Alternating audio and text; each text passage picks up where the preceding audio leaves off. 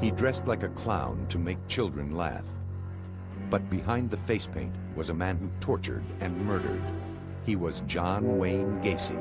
When this whole thing is over, you might be witnessing one of the most horrible crimes, perhaps, in a century. He claimed to be a loving father. See, I don't believe in hitting children. But what he did to his young victims was unspeakable. It was terrible. The smell of death was everywhere. How he killed those boys for his own pleasures. How could you forgive him? To the end, John Wayne Gacy proclaimed his innocence. Vengeance is mine, saith the Lord, because you will have executed somebody that didn't commit the crime.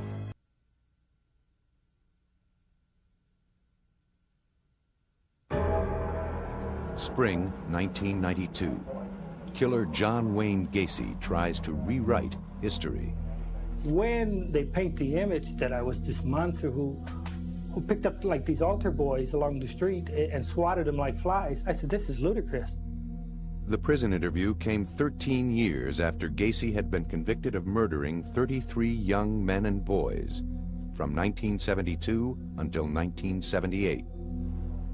Whether it's Berkowitz, whether it's Bundy, whether it's Williams, Wayne Williams down in Atlanta, or any of the others, or Charlie Manson. See, I don't comment about other cases for the simple fact is that I wasn't there. Do you feel somewhat of a kinship with some of these people? God, I hate that when they put me in the same club with them.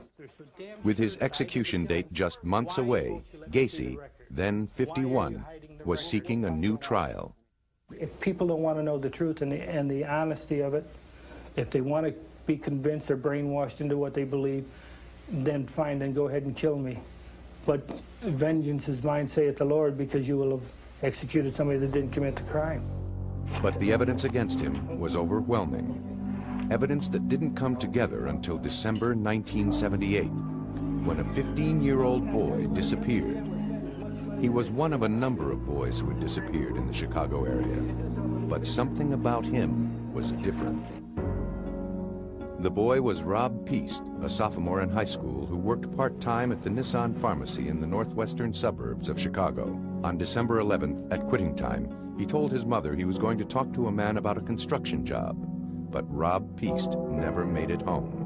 His parents finally ended up at the police department to fill out a missing persons report on their youngest son. At the time, the man in charge of the state's attorney's office was Terry Sullivan. One young police officer happened to come up the one morning, and he said, Terry, there's a couple that was here last night reporting their son missing, and I think there's something strange to it. I don't believe that he's a runaway. Sullivan agreed. Rob Peast was the consummate good kid, devoted to his family, an honors student who wanted to be an astronaut.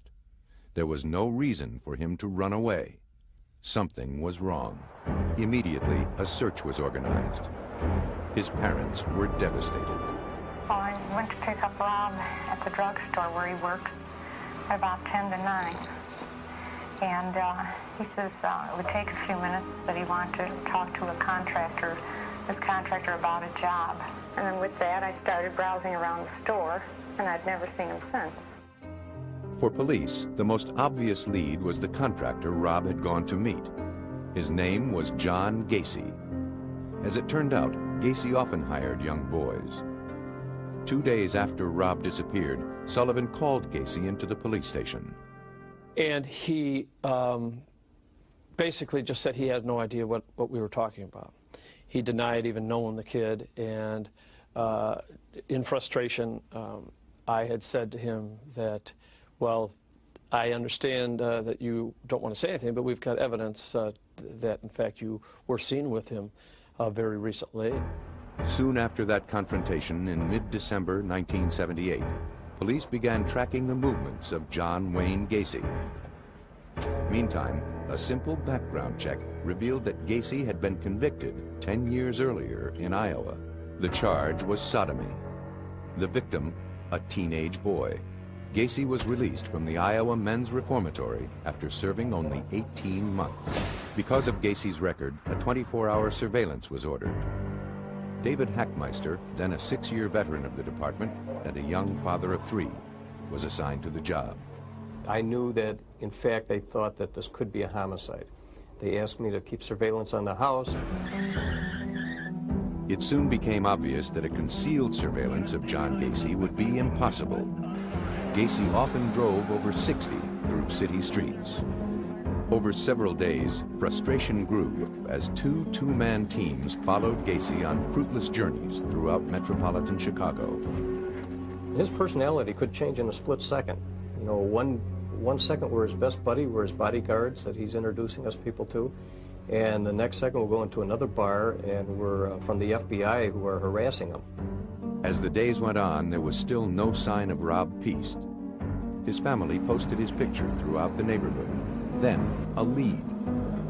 Gacy told the surveillance team that he owned some land up north in Wisconsin. So right away we're thinking that's where the body is. Of course, he's feeding us this information knowing that we're going to follow up on this, just kind of leading us off the track.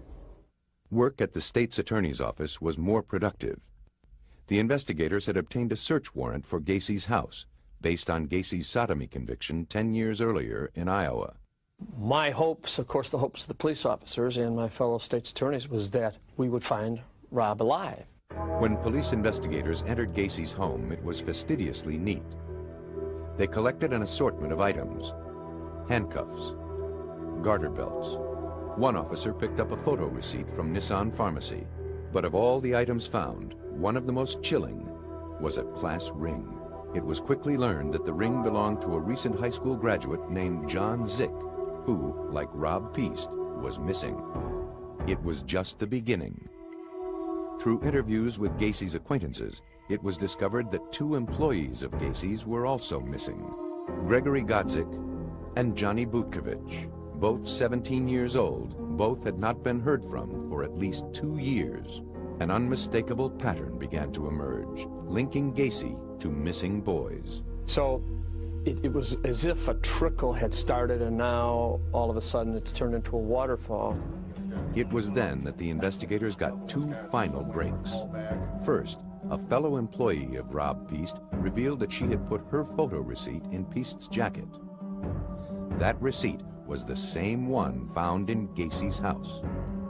It provided a critical link, proving that John Gacy had contact with Rob Piest the night Rob disappeared.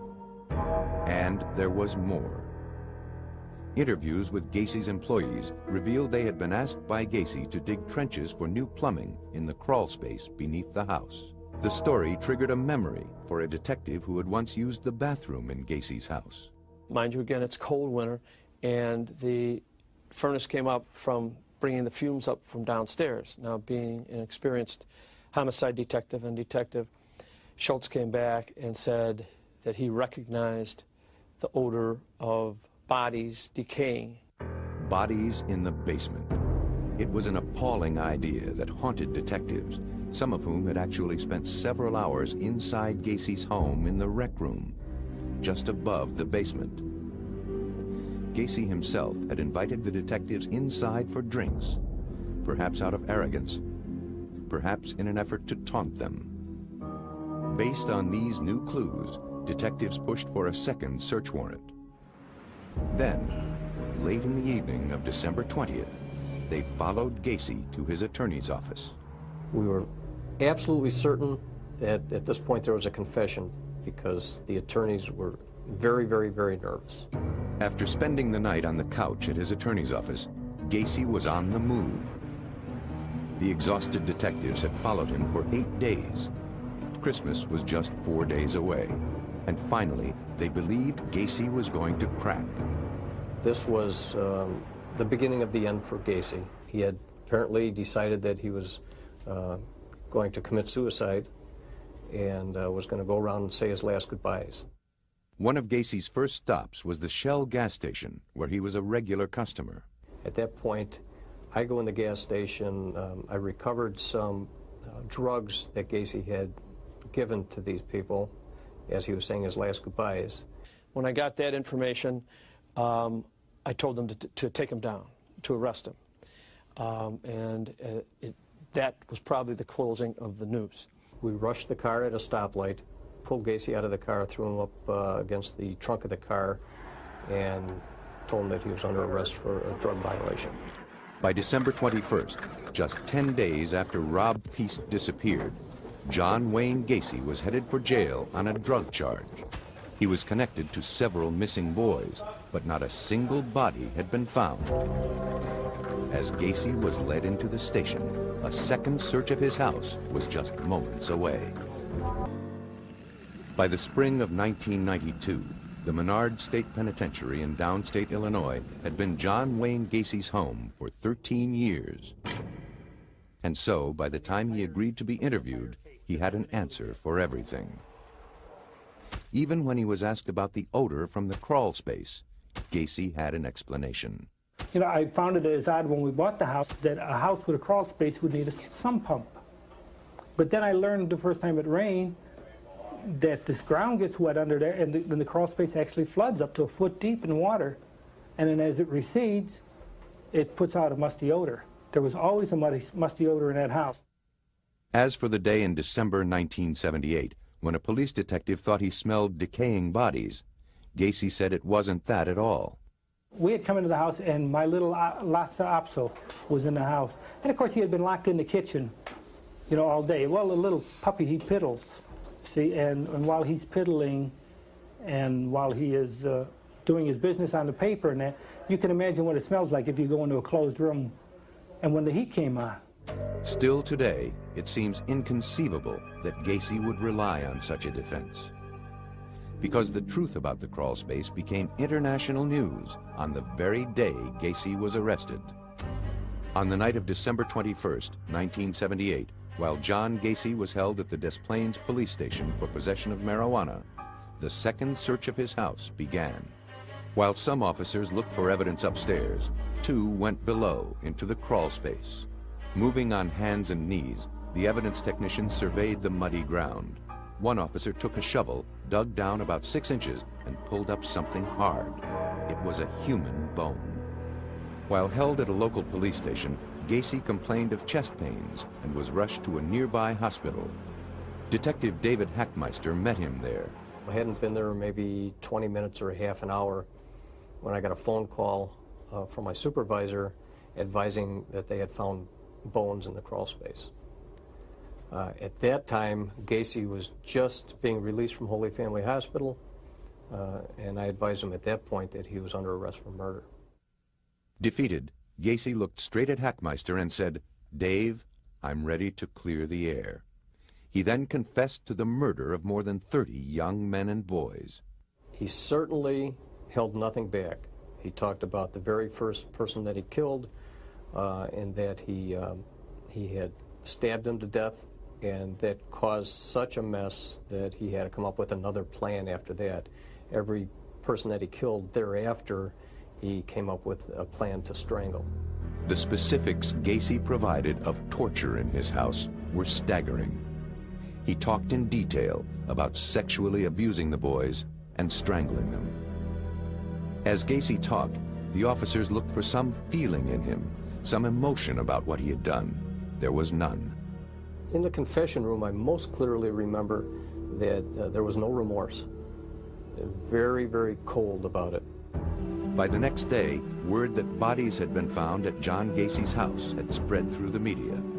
The Cook County medical examiner, Dr. Robert Stein, arrived and joined the crew to direct the exhuming of the bodies. First, they ripped out the floorboards of the house, exposing the crawl space completely. Some workers dug through the mud beneath the house. Others began to dismantle the garage. By midday, the first body bag emerged. The crew pressed on. A second body was carried out shortly after. On that first day, a ritual was established that would last as long as the digging continued.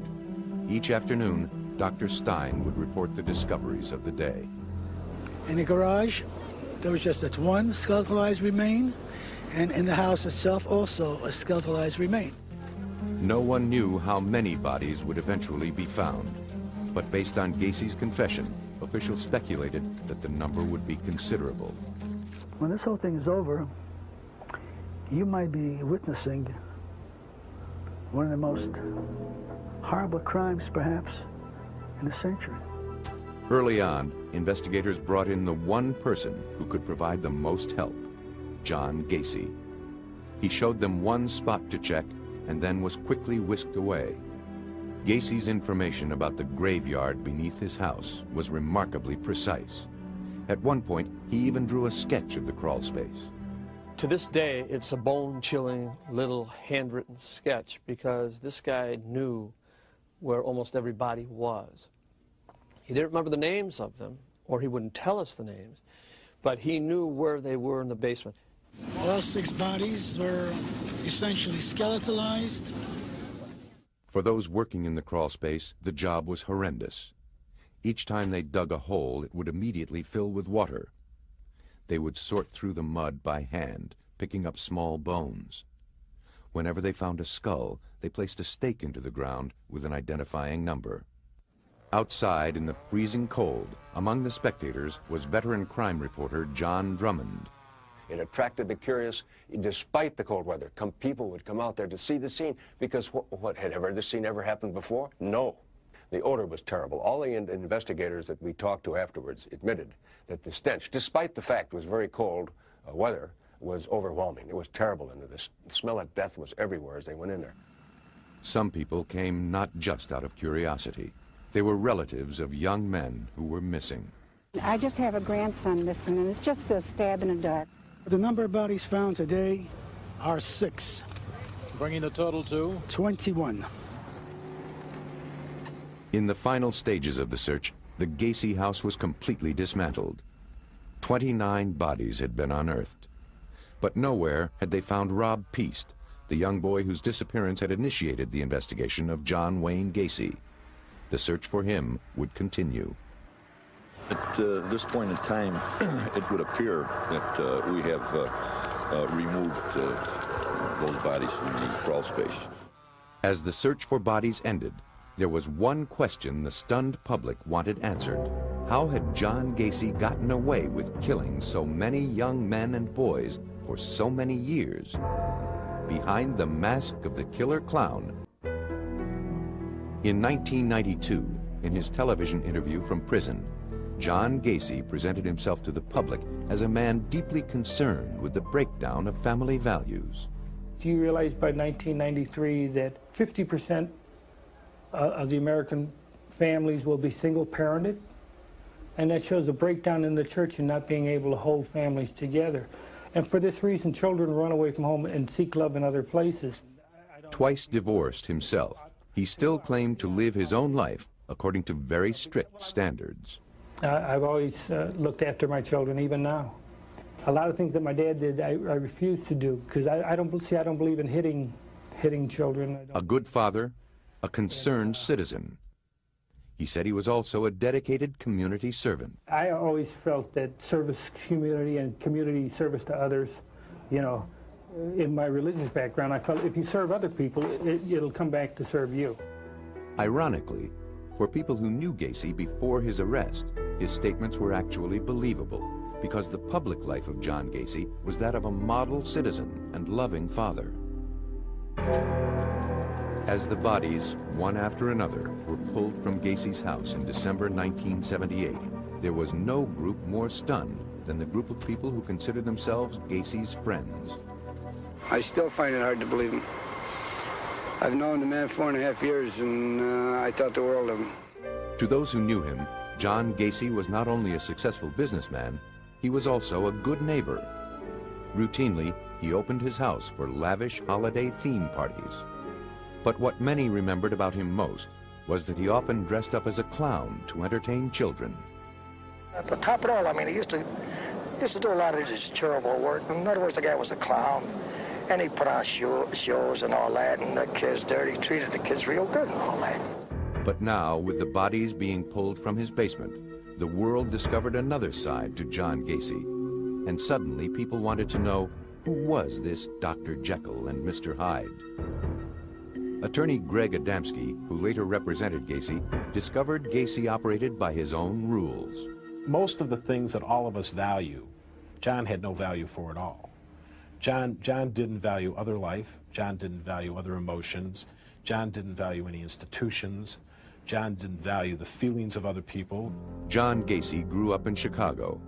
His father was reportedly abusive, and he had some health problems as a child. He was close to his mother and only sister. In his adolescent years, Gacy loved to dress up in uniforms. He scored 118 on an IQ test, which is in the bright normal range. He told doctors after his arrest that he committed his first murder when he was 15 years old and then couldn't stop. He made the statement in 1979 to the psychiatrist hired to help in his defense, Helen Morrison. He started the pattern of what later is described as almost an addiction to homicide. And that's so similar to someone who's an addict that they'll be doing all right, and then there's a certain point where they almost have a craving. And it's not that they're after a human being, it's not that they've had a fight with anyone, it's not that they've remembered some traumatic episode from their childhood. It's just that simple and that terrifying. Gacy was never charged with the murder he claimed to commit as a teen. And then in the 60s, he got married to a co-worker and went to work as a manager for a Kentucky Fried Chicken restaurant in Waterloo, Iowa. He became active in a local civic organization, the Jaycees, even named Man of the Year. Gacy had a young wife and children, but was developing a penchant for sex with young boys.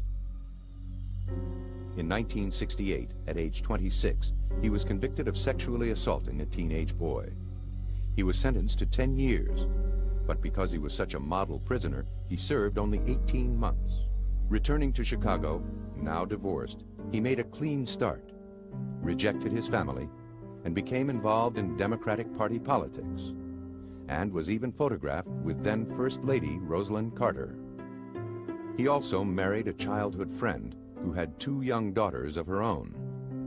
In the early 70s, he began a small contracting business called PDM, painting, decorating, and maintenance. Outwardly, Gacy maintained a life that appeared meticulously in order. But unusual stories about him occasionally surfaced, like this one from a young man Gacy picked up for a night of cruising in March 1978.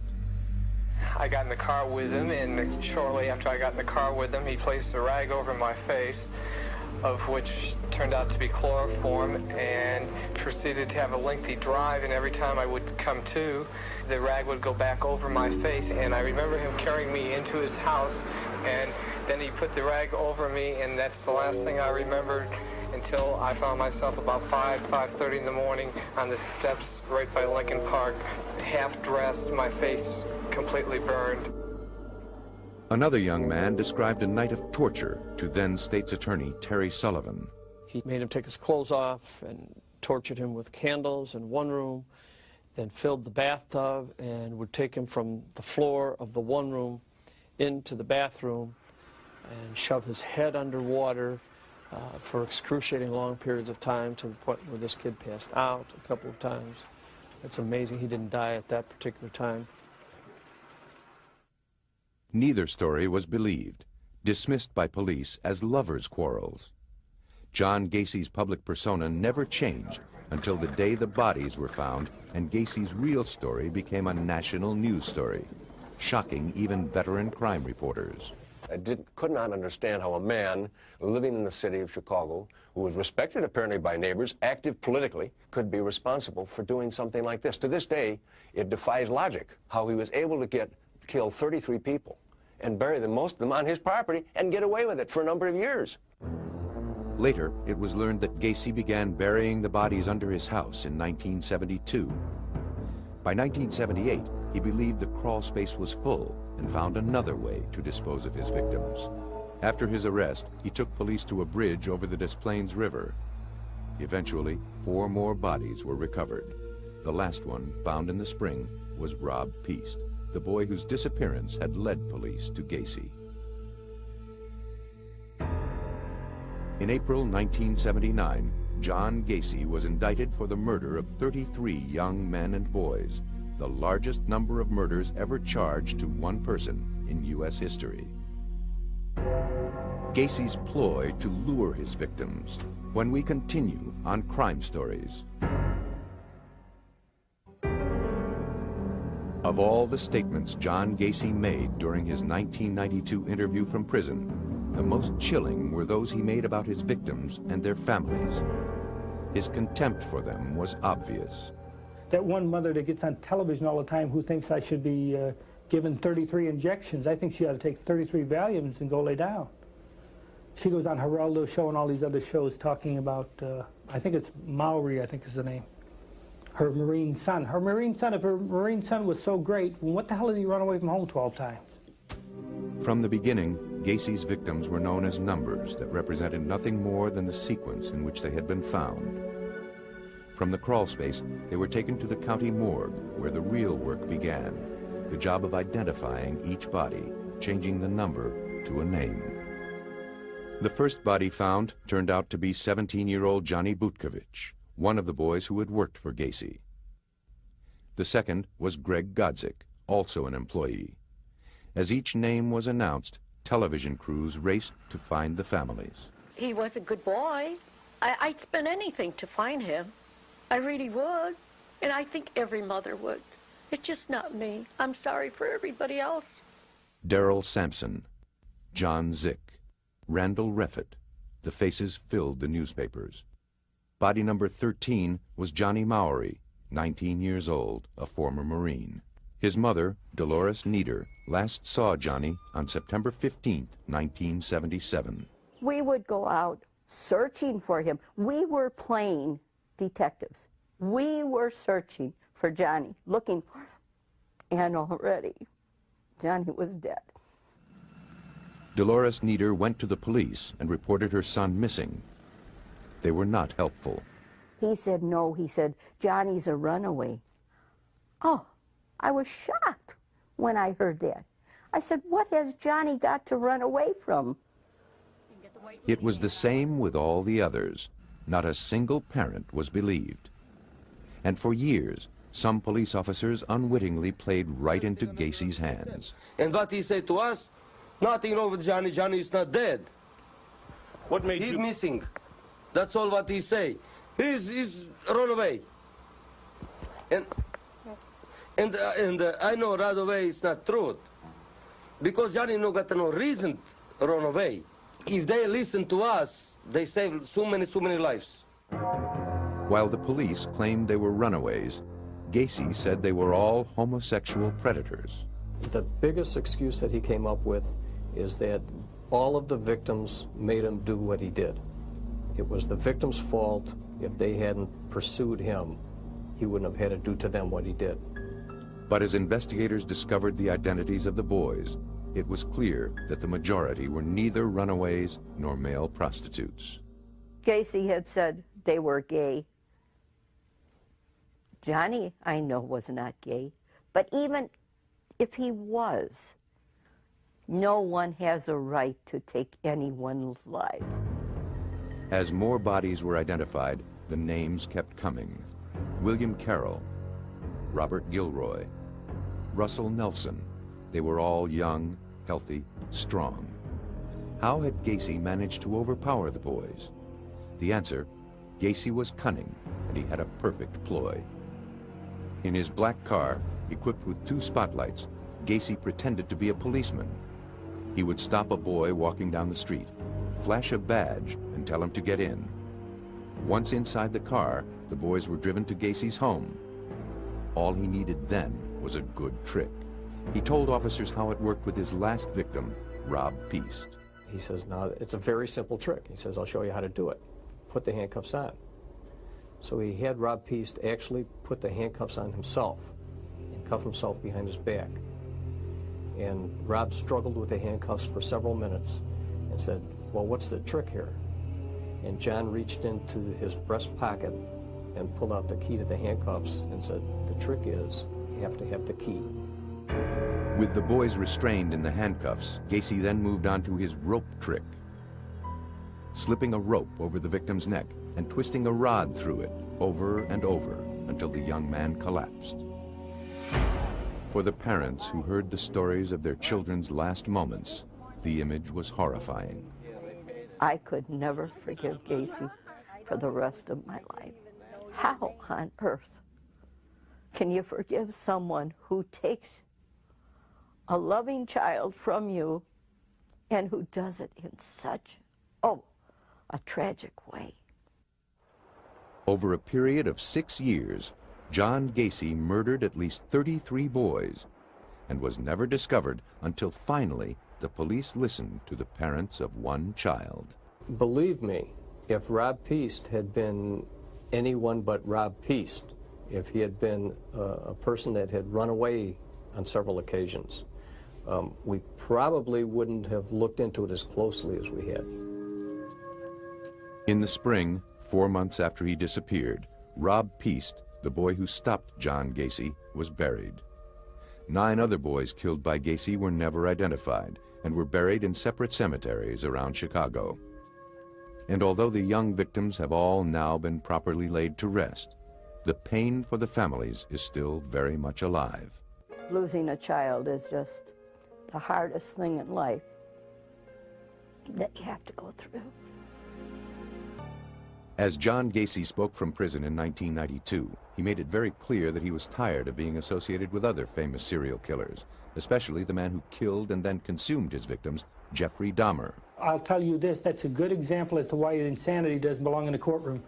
Because if Jeffrey Dahmer doesn't meet the requirements for insanity, then I'd hate like hell to run into the guy that does. It is an ironic statement, coming from a man who 13 years before had pled not guilty to 33 murders, using the defense of insanity. On February 6, 1980, the first day of John Gacy's trial, people lined up at the criminal court building in Chicago, eager to get a glimpse of one of the most notorious serial killers of all time. Already, Gacy's story had received so much press coverage in Chicago that jurors had to be selected from Rockford, a city 50 miles north. The 16 men and women were bused to the courthouse and sequestered for the entire 6-week-long trial. Gacy was pleading not guilty by reason of insanity. And at first, it seemed the defense had an advantage. The judge was Louis Garippo.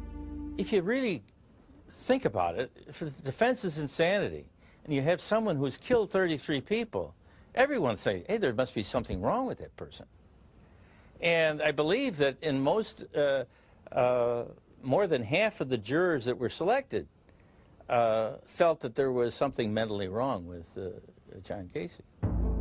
In their opening statements, attorneys for the prosecution argued that Gacy was evil. They displayed photographs of his victims on a board, nicknamed the Gallery of Grief. They promised to show that the murders of the young men were thoughtful, rational, and premeditated. The defense described Gacy as impulsive, deranged, a profoundly sick man who collected bodies like souvenirs. The question the jury had to decide, was Gacy crazy or evil? For the defense, a battery of experts testified that Gacy fit the standard of insanity. One was forensic psychiatrist Helen Morrison. He could commit an act, but it didn't mean that he sat and planned the act. It was almost as if he were an automaton doing this behavior, and once the behavior was done, he was finished. The psychiatric experts offered varying opinions of Gacy's mental illness: borderline personality, paranoid schizophrenia, amnesia. But the prosecution believed the facts of the case were more important than the psychiatric testimony. If the murders were not premeditated, they asked, why would Gacy have burial trenches dug in advance? Why did he keep handcuffs and a rope ready? If he didn't understand the criminality of his behavior, why would he deliberately choose victims who might not be missed? If he had amnesia, how could he draw a precise sketch locating each body? William Kunkel was the chief prosecutor. Clearly, when you have this kind of intentional behavior, the pre-planning for all those things, the covering up, the post-planning, the post-conduct for all those things, and all this going on in the backdrop of what on the surface appears to be a perfectly normal existence, just doesn't fit.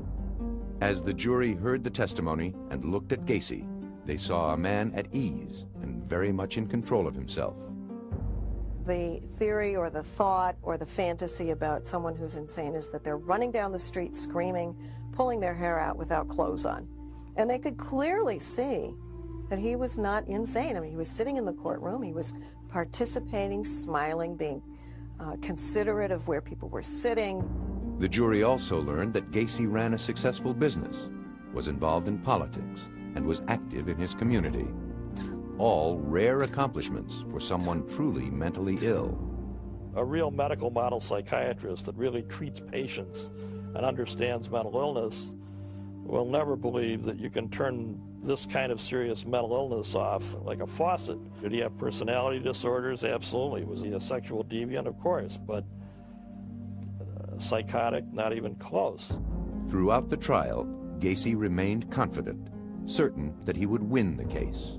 He had been in the back and he was reading the Chicago Sun-Times and some of the ads in there. And he had torn out a page and he had circled a party, a St. Patrick's Day party, that was to be coming up. And he had the bailiff give it to me on the table and he said, "I'll see you there." But then, toward the end of the trial, there was testimony that the defense believed was a final blow against Gacy. At that time, there was a psychiatrist who testified that if he was found insane, he would be put out on the street because he could not be hospitalized against his will.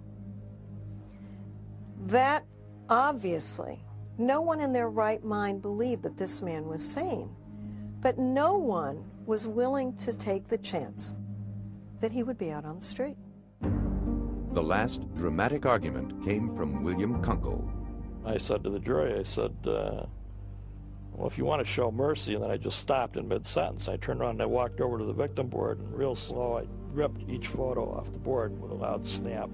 Took my time, about 2 minutes, to get all 22 off in my hand, and I walked back in front of the jury box right in their faces, and I said, look, if you want to show this man mercy, you show him the same mercy he showed when he took these 22 lives off the face of the earth and put them here.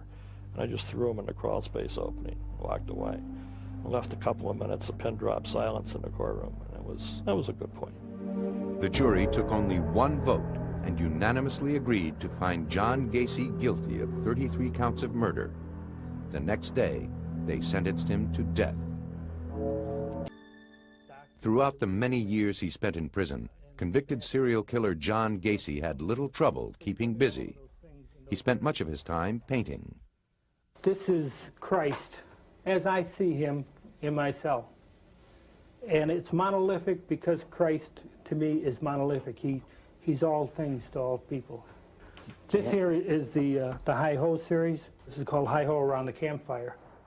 Many who knew him there said Gacy actually enjoyed prison. He thrived on the regularity of life in an institution. Karen Conti was one of his appellate attorneys. His life outside of prison was just completely filled with anxiety for him. He had options. He could kill, he could not kill. There was this good and bad that was a constant dilemma in his life. When he was in prison, all of that was removed. He had his life set up in a very orderly fashion. If you want to know what my life is like, I log it every day. For the last 12 years, all you got to do is ask. I can tell you everything. I can tell you the first meal they served me here because I do it daily. What do you do all day? Every phone call, everything that I do, every time an officer's around me is logged. Every movement that I make is in the book here. Filling the pages of Gacy's log were hundreds of hours spent with attorneys who were representing him in the appellate courts. As ardent opponents of the death penalty, working together, they had taken on one of the most unpopular cases in the country. First of all, we got death threats. We had clients who quit us. We carried a baseball bat from the garage to the house after a while. We had bomb threats. Dozens of legal issues were raised on behalf of Gacy, while he maintained that he was not the one who killed the boys in his basement. At the time of my arrest, there was 4 other suspects, all employees of PDM contractors, all with keys to the house. To the end, Gacy denied his guilt. I wanted him to have this breakthrough. I wanted him to have this all of a sudden, all right, there's no more pretense, there are no more appeals. Now I can tell you I did it, and this is why I did it. I was waiting for it, but it just never came. It was like a book with no ending. As the years went by, each and every appeal was denied. At last, a final execution date was set, May 10th, 1994, 14 years after his conviction. There was nothing was going to delay the killing of John Gacy because the people were bound and determined that John Gacy was going to be killed. Throughout the years on death row, Gacy claimed that he was not worried. He had no reason to fear the day he would die. If you believe you've lived your life the right way, then you do not have nothing to fear, in my case. You're not worried about facing God? No. I'm fairly comfortable with him. I've been at the Catholic services, I'm the server for the priest for the last 10 years.